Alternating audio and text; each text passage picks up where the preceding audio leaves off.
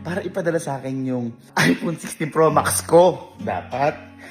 Eh, syempre ako, meron pa naman akong ginagamit at saka gusto ko kasi sa mga ganitong pagkakataon, inuuna ko po talaga yung kapatid ko, sila ma'am, sila Elma. Kaso nga lang, sa ngayon, limitado budget. Kaya sabi ko sa inyo, nangutang muna ka boss na. Tapos, nung pumunta si boss dito, doon kami nagkabayaran, pati yung binili kong iPhone para sa mga pinsan ko. So, kailangan muna talagang huminga para sa ganito kasi luho siya. Kaya ngayon, ang gagawin ko, kaya sabi ko masusubukan ni mga kapatid ko, ang gagawin ko po, is ipamimigay ko po ulit to sa mga kapatid ko po muna.